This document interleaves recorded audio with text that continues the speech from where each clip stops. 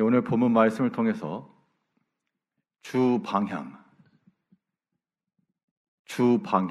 제목으로 하나님의 말씀을 증거하겠습니다.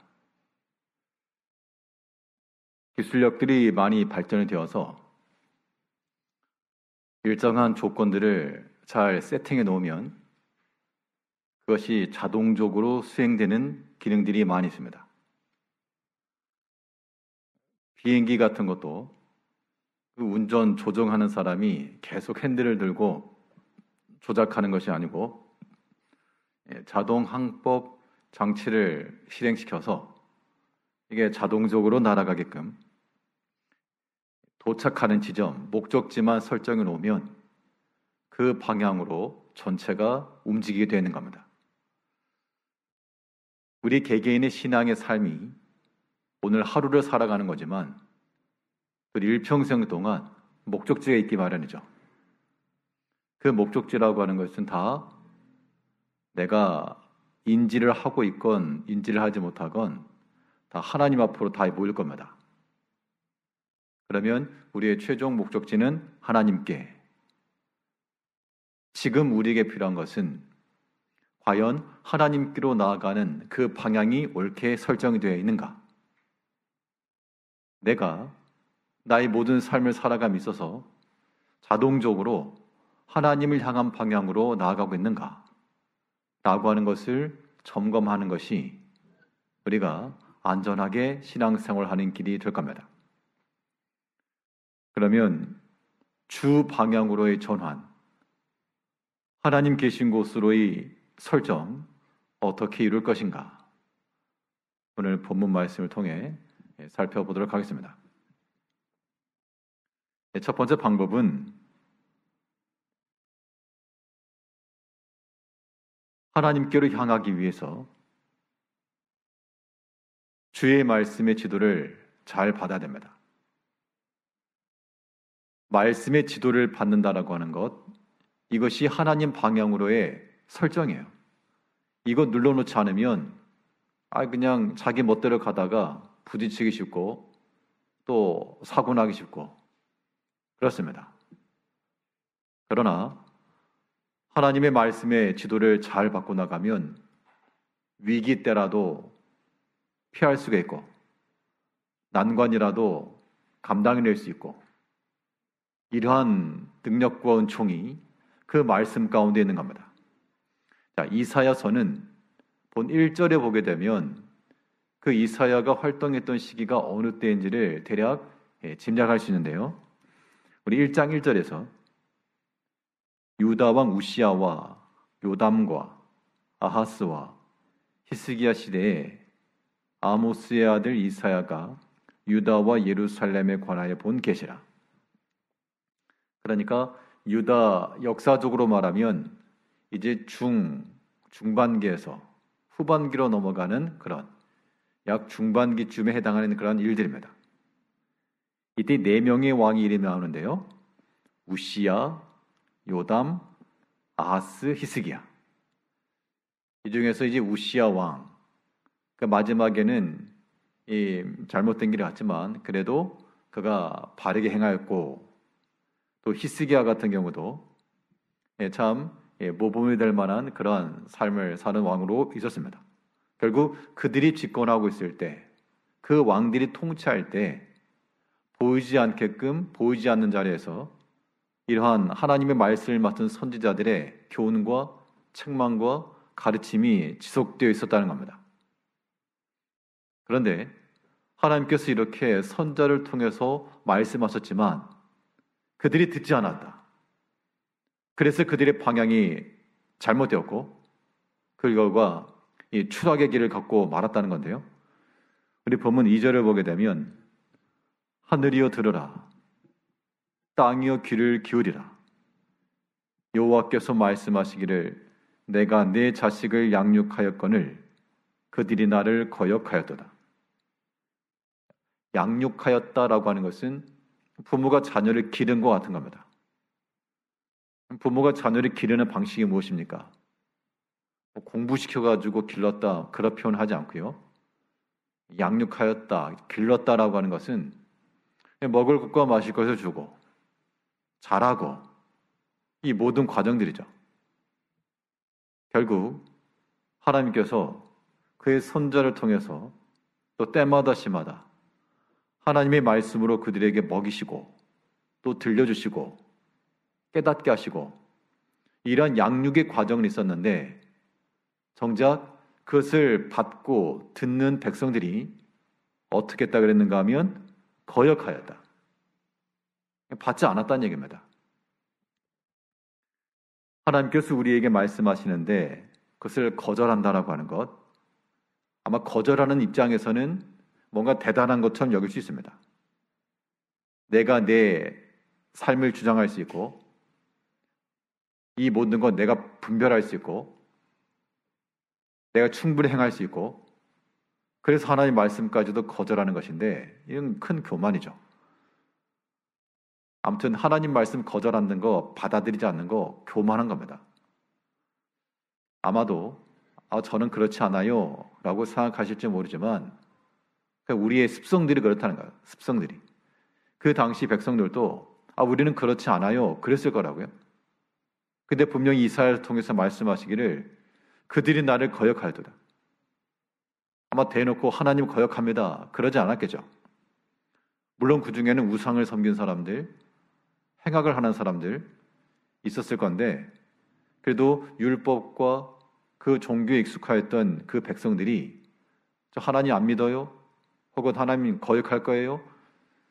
대놓고 그렇게는 하지 않았을 것인데 그런데 그들의 마음이 온전하지 못하고 또 하나님의 말씀을 들어도 자기의 원하는 대로 자기의 유익하면 그건 아멘으로 받고 조금만 원치 않으면 이것은 받아들일 수 없는 게 되고 이 모든 것이 다 거역이라 거역. 우리 성도님들은 하나님 말씀에 대해서 어떤 입장이십니까? 그 어떤 말씀이라도 스펀지와 같이 물이 흡수되는 것처럼 하나님 말씀을 잘 흡수하고 계시는지 나를 향하신 말씀으로 알고 때로는 회개하고 때로는 위로받고 평안한 가운데 가며 아무튼 그러한 작용들이 일어나시는지 그런 게 있으면 말씀의 지도를 잘 받는 게 되는 거고요. 그렇지 않으면 이게 다 거절이에요. 커트 하는 겁니다. 그러한 삶의 자세라고 하는 것 방향이 잘못되었다. 방향이 잘못됐기 때문에 아무리 힘쓰고 아무리 빨리 가봐야 빠르게 가면 갈수록 더 멀어지는 겁니다. 이제 우리가 할 일은 무엇인가? 하나님께서 우리에게 기회 주시죠. 또 시마다 때마다 하나님의 말씀을 또 들려주신다는 겁니다. 그러면 그런 말씀을 들을 때마다 우리의 마음과 생각이 하나님의 말씀에 집중을 하고 내게 주시는 말씀이다. 내 삶 가운데 적용해야 될 말씀이다. 그렇게 받고 하나님께서 깨닫게 하시면 이건 어떤 설교자의 의도가 들어가는 게 아니에요. 어떤 의도성을 가지고 누구 들으시라고 하는 말씀이 절대 아닙니다. 그러나 하나님께서 그 말씀을 들을 때 때로 감동하실 때가 있고 또 교훈하실 때가 있고 그 깨달아지는 게 있으면 내게 주신 말씀이라 생각을 하고 잘 순종을 해야지 그렇지 않고 이제 불편하다, 부담된다, 나에게 손해다 그런 마음을 가지고 있으면 그게 다 거역이라는 겁니다. 우리가 하나님의 부르심과 그의 행하시는 일에 반대편에 설 수 있다라고 하는 것 그거 절대 복된 길이 아닙니다. 우리 예수 믿는 사람들은 그리스도 예수 안에서 언제나 예라 그랬으니까 이제 우리는 언제나 주의 편에 서서 옳습니다. 주의 뜻이 옳습니다. 하나님의 말씀이 옳습니다.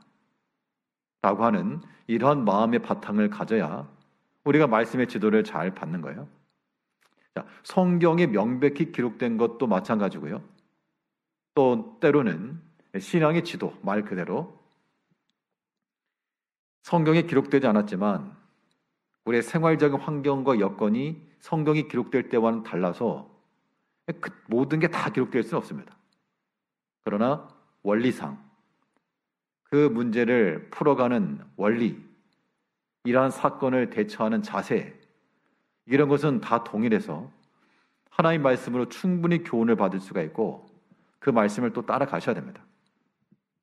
이제 복된 사람은 어떤 사람인가? 시편에 기록되어 있는 것처럼 그 율법을 주야를 묵상한다 그랬는데 말씀을 묵상해서 새로운 걸 깨달았다. 지식적인 즐거움이 복된 게 아니고 그 깨달아진 말씀이 내게 이제 길이 되고 나의 행동이 되고 그 말씀이 실천이 되어갈 때 그게 복된 겁니다. 하나님께서 우리를 사랑하시기 때문에 우리가 때로 위기에 처할 때마다 또 필요할 때마다 하나님께서 예비해 놓으셨다가 우리에게 주시는 말씀인 줄 알고 그 말씀을 잘 들어야 됩니다.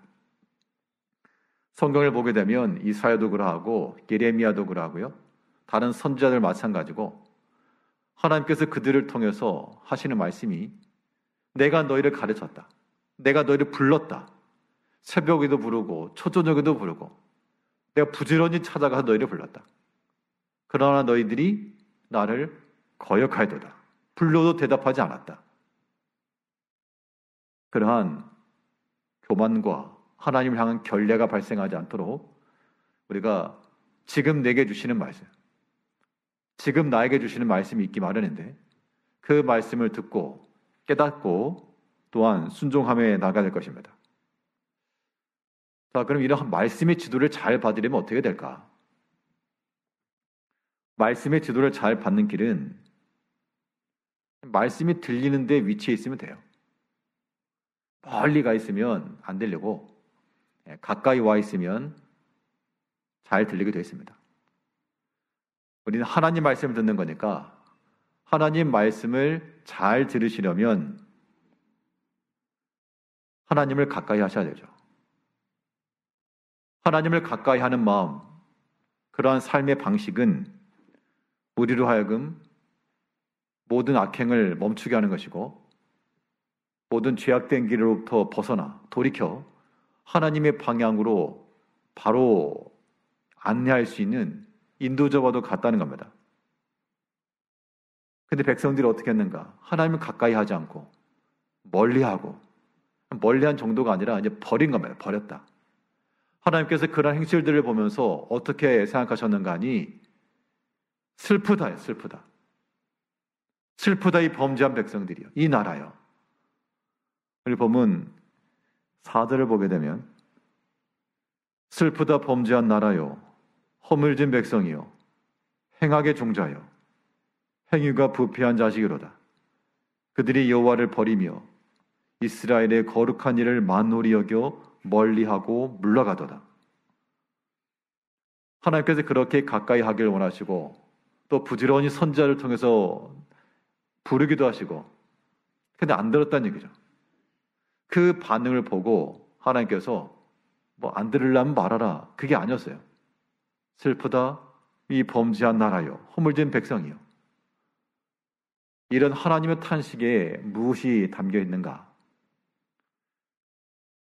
범죄한 사람들에 대한 책망과 이 진노가 있다라고 보는 것이 아니고 물론 표면적으로는 그러하지만 그 안에는 하나님의 애타는 마음과 숨은 사랑이 들어있는 거죠. 부모님들이 자녀들이 잘 되기를 바라십니다. 그래서 아이들에게 좋은 거 가르치고 좋은 거 먹이고 또 잘 되라고 교훈도 해주고 근데 듣지 않으면 어떻게 되죠? 듣지 않으면 자기 인생 자기가 살 거지만 그래도 알죠 부모들은. 왜냐하면 인생의 경험치가 있기 때문에 저렇게 나가면 아직 경험이 없어서 저러지만 저렇게 가다 보면 어떠한 일의 결과가 올지를 알 거라는 겁니다. 그걸 알기 때문에 그들의 부모의 말을 듣지 않고 자기 주장하고 고집해 나가는 것이 안타까운 거예요. 속상한 거고. 이게 다 자녀를 사랑하기 때문에 나오는 마음이죠. 우리 육신의 피부치라도 그런 마음을 갖는데 하나님께서도 동일하게 우리가 그 말씀을 거절하고 배반하고 흘겨듣고 무시하며 버리는 그때 하나님께서도 속상해 하신다는 겁니다. 그 말씀 버리고 이제 어떡할래? 그 말씀 따라가지 않으면 어떡할래? 우리는 그 말씀 따라가지 않아도 내가 여행껏 혹은 지금 상황과 판단 속에서는 이게 옳다, 이게 내게 유익한 거라, 이게 기회라 라고 생각할지 모르나, 그럼 하나님께서는 그거 아니다 그 얘기입니다. 그게 아니라. 그런데 우리가 어디 그런 말을 듣나요? 하나님 말씀에 대해서도 여전히 목이 곱고 완고하고 아주 겸손한 마음을 가지고 하나님의 뜻이 옳습니다, 순종의 자세를 가지고 나가야 되는데, 아주 교만의 둘째가라면 서러울 정도로 왕 교만들이 있어가지고, 교만도 참 변장된 교만이에요. 우리가 하나님을 가까이 하고 그를 사랑하는 마음을 가져야 됩니다. 오늘 본문에서 특별히 이 이사야 선자를 통해서 하나님께서 어떻게 탄식하셨는가 하면, 하다못해 소들도 그 주인을 알고 하다못해 나귀도 그 구유를 안다. 근데 이 백성은 알지 못한다. 하나님의 뜻을 알지 못하고 깨닫지 못하고 분별하지 못하면 그런 이 우매한 짐승과도 같다, 오히려 그만 못하다, 그걸 말하고 있는 겁니다. 오늘 본문 3절에서는 소는 그 임자를 알고 나귀는 그 주인의 구유를 알건만은 이스라엘은 알지 못하고 나의 백성은 깨닫지 못하는도다 하셨도다. 소가 그 임자를 안답니다. 그 주인을 안다, 그런 뜻이죠. 하다못해 말 못한 저 소를 봐라, 저 소들도 그 주인을 안다.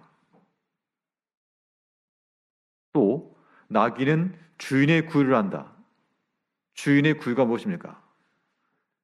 주인이 밥을 먹는 구유가 아니고 주인이 주는, 먹이를 주는 그 구유를 가리키는 거죠.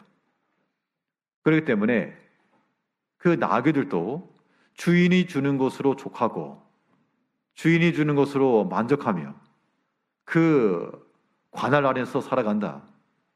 그런데 내 백성은 그렇지 않다, 그렇게 얘기를 하고 있는 겁니다. 그 내 백성이 누굽니까? 우리 자신이, 우리 자신들이. 여러분들의 주인 누굽니까? 그 소는 임자를 알고 그랬거든요. 여러분들의, 우리의 임자는 과연 누구인가? 우리의 주인은 누구신가? 과연 우리가 그 주인의 자녀로서, 종으로서 살아가고 있는가? 그렇지 않고 도리어 하나님을 끌고 다니면서 내 필요할 때만 어디로 가는 그러한 수단으로 여기지는 않는가? 참으로 우리가 그 주인을 아는 백성들이 된다는 것은 그 주인의 뜻과 주인의 음성을 외면할 수 없고 그 눈 밖에 벗어날 수 없고 그 부르심에 거역할 수 없고 항상 우리의 관심과 우리의 모든 행동이 그 주인께 있어야 되는 겁니다. 그런데 우리가 하나님 앞에서 그렇게 살아가는가?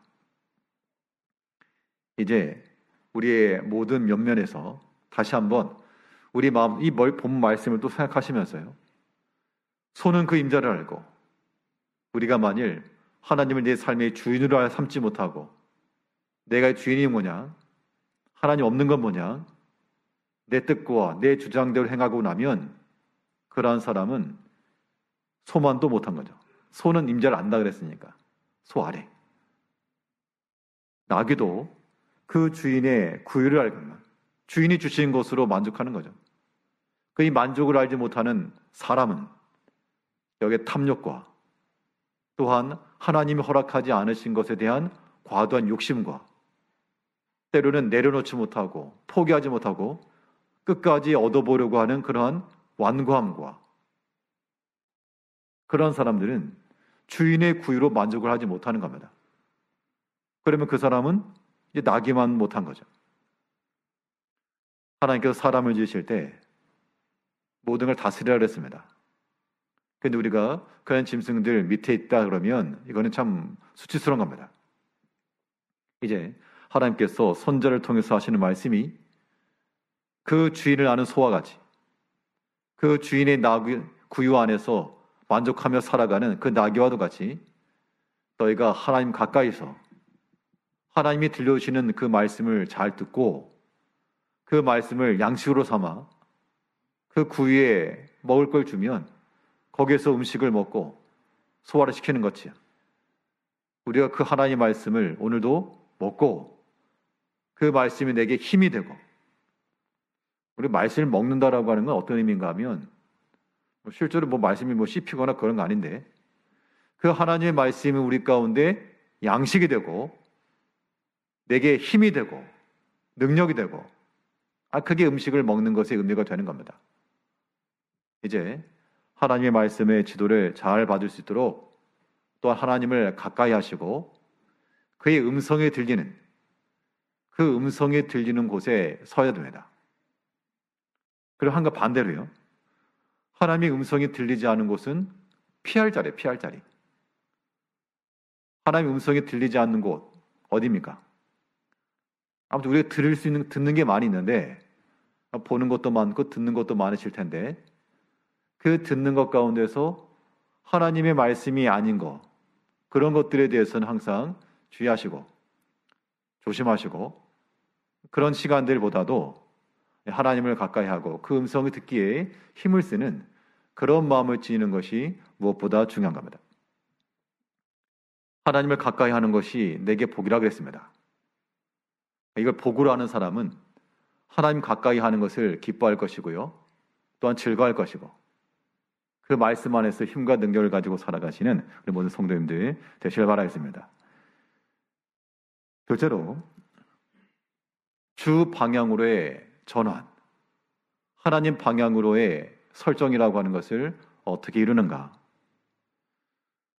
말씀의 지도를 통해서 뿐만 아니라 이제 우리 생활의 변화를 통해서요 하나님께로 나아갈 수가 있습니다.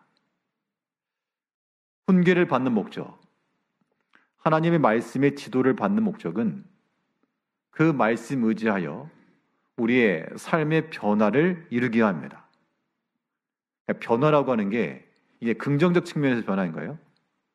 제대로 하지 않고 있던 곳에서는 변화가 돼야 되겠고 우리가 주 안에서 잘 하고 있는 것들은 변하면 안 되고 그거는 변함없이 나가야 되는 것인데 여기서 말하는 변화라고 하는 것은 우리의 삶에서 악행이 수반되지 않도록 해야 되는 겁니다. 악행이 수반되지 않도록 아무 악한 것이 달라붙지 않도록 그 순수함과 순결함이 우리 믿음의 삶이 되어야 되는데 이거 무슨 팔이 끈끈이 같은 게 있어가지고 오른쪽쪽 달라붙어버리면 그거 못 쓰는 겁니다. 우리 마음 가운데 여기 계신 우리 모든 성도님들도 다 하나님 사랑하시죠? 다 하나님 사랑하고 그 말씀 가운데 거하시려고 하고 어찌하든지 경건생활 하시려고 하고 다 그런 마음이 있다는 얘기입니다. 그럼에도 불구하고 자꾸 세상의 미혹과 탐심과 죄악된 것들이 달라붙어요. 근데 우리가 그럴 때 어떻게 되는가? 어떻게 되겠어요? 그럴 때마다 버리셔야 돼요. 우리가 완벽한 상태가 되어서 악한 일을 하나도 안 하고 죄악된 생각 한 번도 안 하고 그렇게 살아갈 수 있는 사람은 없습니다. 그러나 우리가 넘어지고 뭐가 묻었으면 털어내는 것처럼 우리의 마음과 삶 가운데 악행이라고 하는 것이 들어올 때 미연에 방지하고 행하지 않는 것이 1차고 만약 그러한 행실들이 우리 가운데서 나타나게 되었을 때는 하나님 두려운 줄 알고 신속해버리며 버려야 됩니다. 그렇게 행하지 않으면 우리 행하는 모든 믿음의 일들을 하나님 기뻐하지 않으신다 그랬어요. 오늘 본문 13절을 보게 되면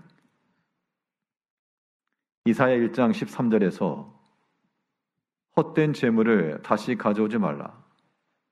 분향은 내가 가증히 여기는 바요.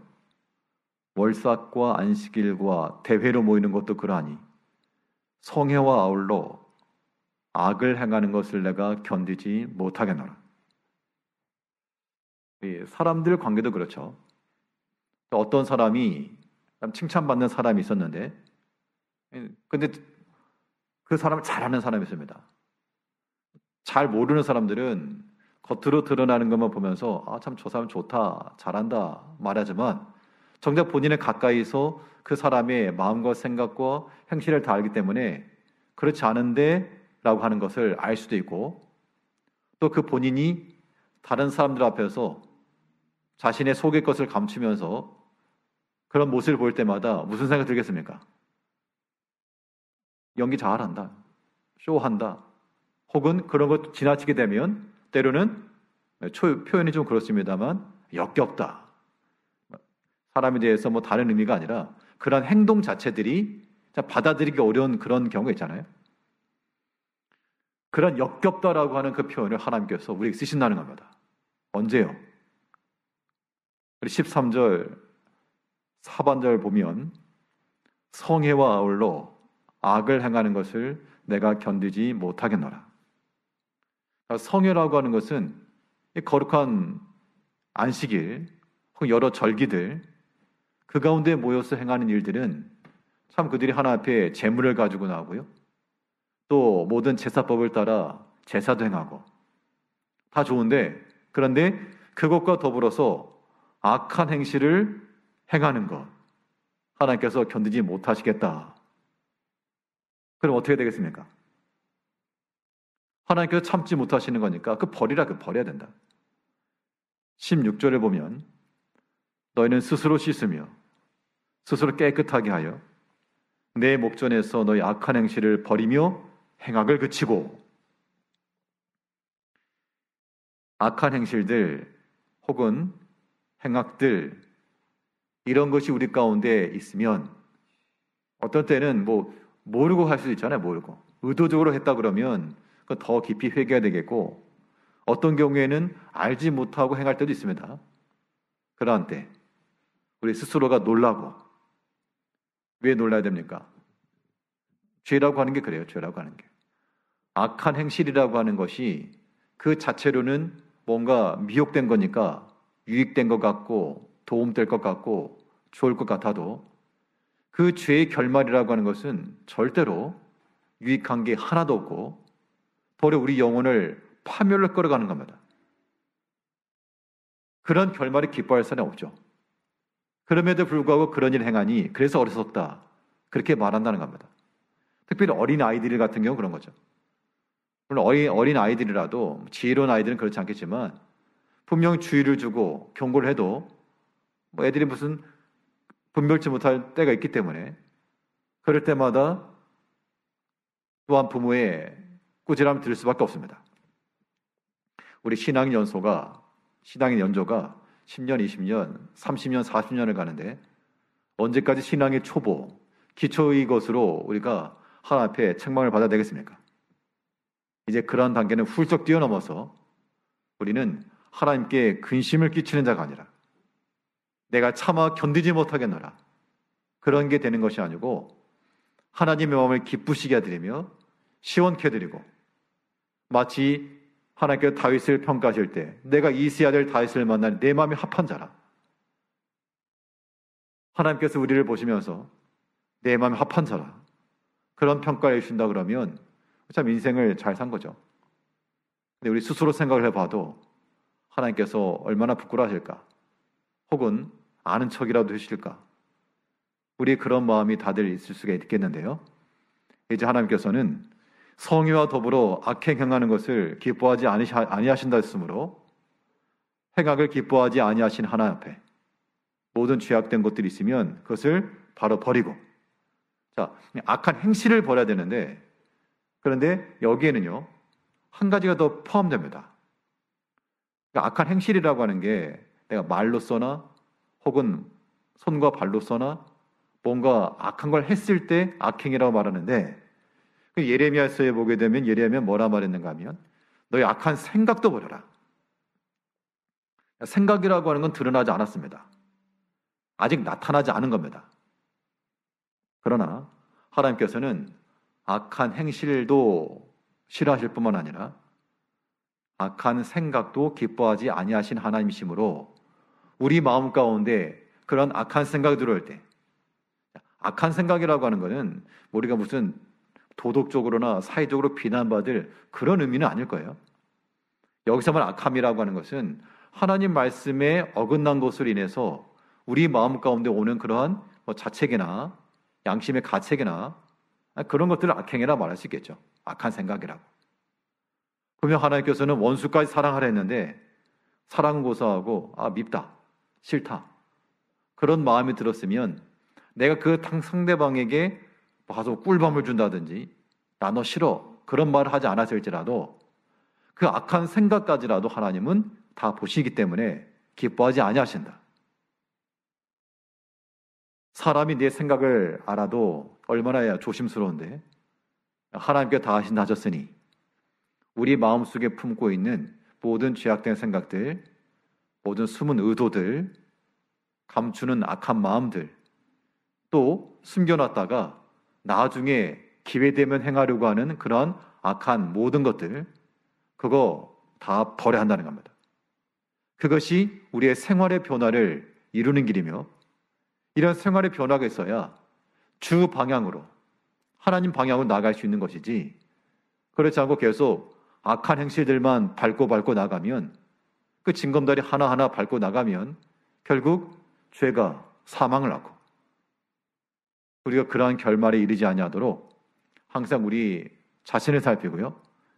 우리의 손과 우리의 발과 우리의 마음과 생각이 항상 깨끗하고 하나님 앞에서 깨끗할 뿐만 아니라 사람 앞에서도 만약 내 마음과 생각이 드러난다 했을 때 사람 앞에도 부끄러울 것 없는 그러한 청결한 마음을 가지고 하는 것, 이것이 악행이 수반되지 않는 것이며 우리의 생활의 변화를 이루는 길입니다.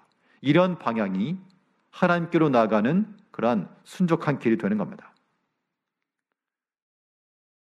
악한 행실이 수반되지 않는다라고 하는 것은 수동적인 것이라 그러면 적극적으로는 선한 행실들을 우리가 이루어가야 됩니다. 이 두 가지가 동시에 발생해야 되는 거예요. 그래서 하나님께서는 백성들에게 너희 악한 행실을 버려라. 악한 행실을 버려라. 그러니까 왜 악한 행실을 하였을까? 성도님들이 악한 행실을 할 때가 언제입니까? 왜 악한 행실을 하시죠? 예를 들어 죄를 짓는다 그러면 언제 죄를 짓고 왜 짓습니까? 어둠이 있는 이유는 빛이 없기 때문에 그래요. 빛이 들어오게 되면 어둠은 물러가게 됐다는 겁니다.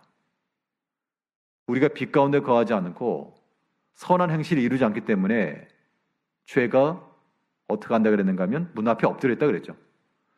우리가 믿음 안에서 선한 행실을 이루고 나가면 빛을 켜놓은 상태이기 때문에 어둠의 요소가 올 수가 없는데 우리가 그런 선한 행실을 행하지 않으니까 그냥 캄캄해지니까 죄들이 하나 둘씩 기어와가지고 우리 문 앞에 엎드린다. 그 죄악된 것들이 이제 들어온다는 겁니다. 그래서 탐심을 받는 거죠. 악한 행실을 버림과 동시에 선한 일을 행하라. 배워라. 그렇게 교훈했습니다. 우리 본문 17절에서는 이사야 1장 17절에서 선행을 배우며 정의를 구하며 학대받는 자를 도와주며 고아를 위하여 신원하며 과부를 위하여 변호하라 하셨느니라. 선행을 배우랍니다. 선행을 배우려면 선생이 있어야 될 거 아니겠어요? 배워야 되니까 누구한테 배울 것인가? 우리 선한 목자 대신 주님께 봐야 되겠고요. 그래서 주님께서 제자들에게 행하셨던 것들 잘 배우셔야 되고 또 예수님께서 모든 병자들에게 행하셨던 것들 또 모든 사람들에게 대하셨던 것들 그런 것도 우리가 본받아야 됩니다. 그게 선행을 배우는 길이죠. 또 바울 같은 경우는 내가 그리스도를 본받는 자 된 것처럼 너희는 나를 본받아라. 그 바울 자신이 좋은 본이 되어줬습니다. 선행의 교과서와 같은 역할을 해준 겁니다. 이런 역할들을 우리가 하면 좋을 것 같습니다. 우리 제일교회 모든 성도님들도 서로 간에 배울 만한 배움의 교본이 될 만한 그러한 선한 행실들 그런 몸과 마음을 우리가 잘 지켜나가는 것 이것이 하나님께로 나가는 그런 아름다운 길이 되는 것이고요. 선행을 행한다라고 하는 것이 우리 삶에 있어서 구석구석에서 적용돼야 될 것을 말하고 있는데 학대받는 자를 도와주고 고아를 위하여 신원하며 과부를 위하여 변호하고 선한 행실이라고 하는 것이 멀리 가 있는 게 아니고 우리 주변에 가까이 있는 겁니다. 세상에 있는 모든 사람들을 위해 다 해라 그렇게 한 게 아니고 분명 그 주변에 있는 사람들이겠죠. 모르는 사람들을 가지고 그렇게 할 수 없으니까. 그런데 하나님께서 내게 관계를 맺어가지고 붙여주신 그런 사람들 오늘 본문에서 말하는 대로 하면 여러 학대받는 자들, 고아와 과부와 어려움에 처한 자들, 그런 사람들을 그들에게 선을 행해주고 그들에게 위로와 힘을 더해주며 또한 믿음의 바른 길을 걸어갈 수 있는 그런 교과서와 같은 역할을 해주는 것, 이것이 하나님께로 나가는 길이라는 겁니다. 이 경건생활, 우리 선행이라고 하는 것은 혼자 조용히 골방에 들어가지고 성경 10장씩 읽고 찬송 30곡씩 부르고 기도 1시간씩 하고 그렇게 해서만 선행이 아니라 그러한 모든 믿음의 모습들이 드러나는 겁니다. 드러나는 것. 흘러 넘쳐서 다른 사람들에게까지 넘어가는 것. 이것이 선한 행실인 겁니다. 이제 우리의 삶이 악행을 버리려면 일이 힘들면요. 하루 종일 힘들게 일하시고 나면 지치시니까 뭐 다른 거 할 여력이 없을 수가 있죠. 힘들고 피곤해서 못하겠다. 마찬가지입니다. 우리의 믿음 안에서 하나님께 속한 일들을 힘있게 하게 되면 다른 속된 것들이 우리 가운데 들어올 여지가 없는 거예요. 항상 조심하고 항상 주의하고 10번 잘해도 한 번 미끄러지면 이게 큰 어려움이니까 항상 주의하는 마음을 가지고 우리가 어찌하든지 우리 하루하루의 삶을 살아가면서요, 방향 없는 그런 표류하는 인생이 아니라 우리의 표대 되신 그리스도를 향하여, 주를 향하여 항이 배와도 같이 그 설정을 위해서 항상 우리 가운데 말씀을 하시는 하나님의 말씀을 듣고 말씀의 지도를 잘 받으실 것이며 그 말씀 우리의 삶을 변화시켜 나감으로 악한 행실은 그때마다 버리시고 또한 우리 선한 스승 되시는 우리 주님의 모든 모습 속에서 보고 본받아 우리의 나아갈 길, 바른 길, 그 선행을 힘써 행하여 하나님이 기뻐하시는 그 믿음의 길을 걸어가는 주의 모든 성도님들 다 되시길 바라겠습니다. 기도하겠습니다.